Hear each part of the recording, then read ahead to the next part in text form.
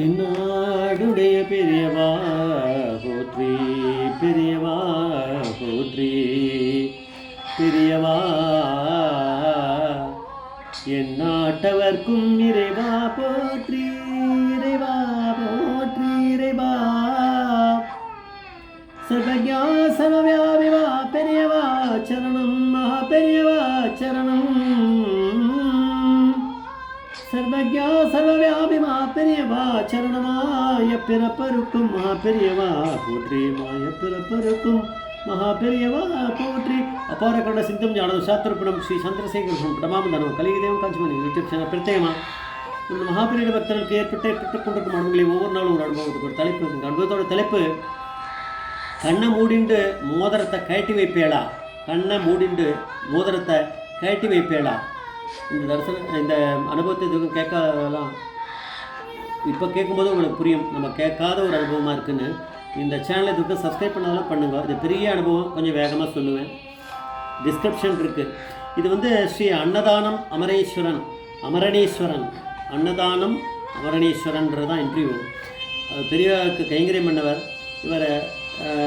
அன்னதானம் ஸ்ரீ வெங்கட சுப்பையர் ஆங்கரை, அவருடைய பரம்பரை வழி வழியாக வந்தவர் அப்படிங்கிறது அவருக்கே தெரியாதான். மகாபிரியா ஒரு நாள் இவர்கிட்ட கேட்டாராம், நீ அந்த பரம்பரையில் வந்தவன் தானே அப்படின்னு பெரியவா சொன்னாராம். இவருக்கு தெரியாது அப்படின்னாராம். நீ அந்த பரம்பரையில் வந்தவன் தான் அப்படின்னு பெரியவா சொல்லியிருக்காராம். இப்படிதான் பெரியவா இதாக பண்ணுவா, அவருக்கே தெரியாது சொல்லியிருக்கார். இவருக்கு ஒரு சமயம் புது பெரியவாளுக்கு சஷ்டியப்த பூர்த்தி 60 வயசு. பெரியவா புது பெரியவாளுக்கு ஆயிடுத்து. அதை கொண்டாடணும் அப்படின்னு மகாபெரியவாளுக்கு ஆசை. அதை என்ன பண்ணலாம், பெரியவா முடிவு பண்ணா, மகாபெரிய முடிவு பண்ணியிருக்கா. அமரணேஸ்வரன் ஒரு நாள் காஞ்சிபுரத்துக்கு மகாபெரியவாளை தரிசனம் பண்ண வந்தபோது அவர் கையில் போட்டிருந்த ஒரு தங்க முதலத்தை கழட்டி புது பெரியவாக்கு 60 அந்த இதுக்காக கொடுக்கணும் அப்படின்னு அதை வச்சுட்டு ஏதாவது பண்ணணுன்றதை அவருடைய கான்ட்ரிபியூஷனாக அதை வச்சாராம் தட்டு முன்னே மகாபெரியவா முன்னாடி. மகாபெரியவா அந்த மோதிரத்தை ஒரு டார்ச் வச்சு அடித்து பார்த்துட்டு, இது மாணிக்கக்கல்லா அப்படின்னாராம். அவர் தெரியல, இது நீலக்கல் தான் பெரியவா அப்படின்னாராம். இல்லை மாணிக்கம் இல்லை, நீலக்கல் அப்படின்னாராம். மகாபெரியவா சரி சரி இதை எடுத்து பவித்திர விரல்லையே போட்டுக்கோ அப்படின்னாராம். மகாபெரிய அமரணேஸ்வரனோட முகம் வாடி போயிடுது. பெரியவா வாங்கிக்காமல் இருக்காளே அப்படின்னு. நீ இந்த மோதிரம் கொடுக்குற அளவுக்கு பணக்காரன் ஆகிட்டியா அப்படின்னு கேட்டாராம். இல்லை பெரியவா, உங்கள் ஆசீர்வாதத்தில் நான் இதை கொடுக்கலாம்னு இருக்கேன் அப்படின்னாராம். சரி சரி இதை கையிலே போட்டுக்கோ, நாளைக்கு பாலபெரியவா கிட்ட இதை கொடு அப்படின்னாராம். சரின்னாராம். போனார். அதுக்கப்புறம் வந்தார், பாலபெரியவா கிட்ட கொடுத்துட்டாரு. அதை முடிஞ்சிடுது. இந்த இன்சிடெண்ட்டை போய் 1 வருஷம் ஆகிடுது. புது பெரியவரோட 60 சஷ்டியப்த பூர்த்தி முடிஞ்சு 1 வருஷம் போயிடுது. ஆனால் இவருக்கு ஒரு ஃப்ரெண்டு இருக்கார். அந்த ஃப்ரெண்டுக்கிட்ட இந்த மோதிரத்தை புது பெரியவா கிட்ட கொடுத்ததை சொல்லியிருக்கார். நான் கொடுத்தேன்னு, நீ கொடுன்னெலாம் சொல்லியிருக்கார், விஷயத்தை கன்வே பண்ணியிருக்கார். ஆனால் இப்போ மறந்தே போயிட்டார். 1 வருஷம் ஓடிடுது. அந்த ஃப்ரெண்டுக்கிட்ட அதை சொன்னோன்றது மறந்தாச்சு. ஒரு நாள் புது பெரியவா தரிசனத்துக்கு புது பெரியவோட தரிசனத்துக்கு நிற்கிறார். ஆண்கள் க்யூவில் இவர் நின்றுருக்கார். இவர் கூட நின்றவர் சில இதில் இவருடைய ஃப்ரெண்டு ஒருத்தர் அப்போ இருந்தாரே, அவர்கிட்ட சொன்னார் இல்லையா மோதிரத்தை நான் கொடுத்துருக்கேன்னு. அவர்கிட்ட அவரும் நின்றுருக்கார். அவருடைய டேர்ன் வரும்போது புது பெரியவா கிட்ட அவர் சொன்னாராம், நான் இதை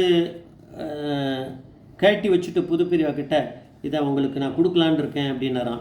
அப்போ அவர் என்ன சொன்னாராம், புது பெரியவா இதை கொண்டு போய் ஆஃபீஸ் ரூமில் கொடு, அவள் ஒரு ரசீது போட்டு கொடுப்பா, அதை வாங்கிக்கோ அப்படின்னாராம். சரின்னு போனார். அவர் ரசீது போட்டார், வாங்கின்னு வந்துட்டுருக்கார். அது வரத்துக்குள்ளேயே அந்த ஃப்ரெண்டோட பொண்டாட்டிக்கு ரொம்ப கோபமாயிடுது.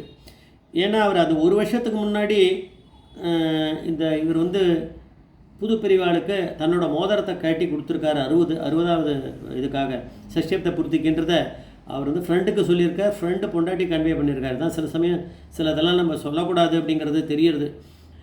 அது சொல்லிட்டார். சொன்னதுனால இப்போ அதனால் இவர் பண்ணுறார் அப்படின்னு அவர் பொண்டாட்டிக்கு ஒரு புது பெரியவாளுக்கு ஒரு மோதிரத்தை கட்டி வைக்கிறது அவ்வளோ பெரிய அஃபென்ஸாக இவர் அமரணேஸ்வரன்கிட்ட திட்டுறார். அதுக்குள்ளே அவர் வந்துட்டார். அவர் ஆத்துக்காரர் வந்தோடனே இந்த பொண்டாட்டி சொல்கிறாலாம், இந்த ஃப்ரெண்டு அமரேஸ்வரன் சொன்னார்னு மோதிரத்தை கட்டி கொடுத்துட்டேல புது பெரியவா கிட்ட இல்லை, தள்ளி இருக்காவா. சொந்த புத்தி உங்களுக்கு இருக்கா இல்லையா? யாராவது ஏதாவது சொன்னால் அப்படியே கட்டி கொடுத்துருவேளா அப்படின்னாராம். அமரேசனுக்கு வந்து முள்ளு குத்துறா மாதிரி இருந்ததான் மனசுக்குள்ளே. யாரோ போட்டு குத்துறா மாதிரி அந்த ஃப்ரெண்டோட பொண்டாட்டி பேசுனது அவருக்கு மனசில் ரொம்ப இதுவாக கவலையாக இருந்தது தான். அவர் என்ன பண்ணுவார், பொண்டாட்டி கூப்பிட்டு அவர் கிளம்பி போயிட்டார். அங்கே கொடுத்தாச்சு, ரசீது வாங்கிட்டாச்சு, கிளம்பி போயாச்சு. எனக்கு அது மாதிரி ஒரு பழியை ஊழ்ந்துடுத்தேன் என் மேலே அப்படின்ட்டு வீட்டுக்கு போனார். வீட்டில் தூக்கம் வரல அவருக்கு, அன்றைக்கி சாப்பிடலை. மாப்பிரியோடைய திருவுருவ படம் முன்னாடி அந்த அமரணேஸ்வரன் அன்னதானம் அமரணேஸ்வரன் என்ன பண்ணார், பெரியவா முன்னாடி வந்து மனசில் வேண்டின்றார், பெரியவா என் மேலே விழுந்த பழியை நீங்கள் தான் நீக்கணும் அப்படின்னு அழுதார். நான் அதுக்கு காரணமே இல்லை, ஆனால் இன்றைக்கி நான் மாட்டின்ட்டேன், எனக்கு இந்த மாதிரி ஆகிடுது. என்ன பெரியவாக்கு தானே முதல்ல அவருக்கு அந்த மோதிரத்தை கொடுத்துருக்கார்.